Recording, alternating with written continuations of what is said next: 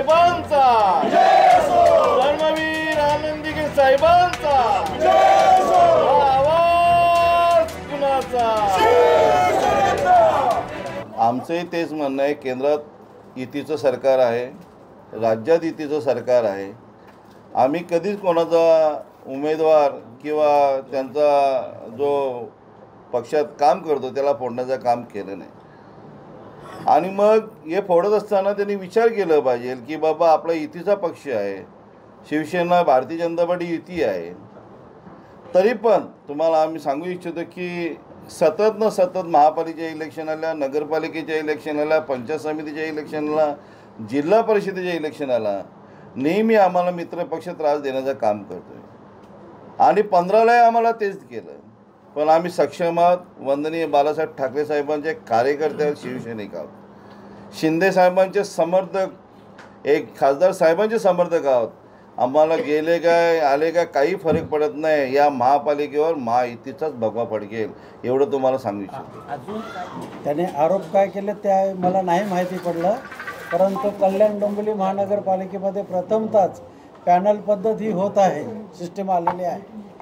त्यामुळे जो तो आपला नंबर लागावा याच्यासाठी धडपडत आहे आणि सोयीची जागा मिळेल तिथे प्रवेश करून दुसऱ्या पक्षात जात आहेत. हे सगळे अंबरनाथ, बदलापूर, उल्हासनगर, कल्याण डोंबिवली महानगरपालिकेमध्ये असं घडत आहे. त्याच्यामुळे कोण गेला आणि कोणी काय आरोप केले ते त्याला व्हॅल्यू न देता हे चालतच असेल. पण कोणी गेला आणि फारसा काही फरक पडेल असं नाही परिस्थिती इथे. आणि इथे सगळे बाकीचे शिवसैनिक आहेत ते समर्थ आहेत. त्याच्यामुळे कोण गेलं त्याला जास्त व्हॅल्यू न देता आहेत त्यांनी काम नीट केलं तर 100% या ठिकाणी महापौर शिवसेनेचाच बसेल.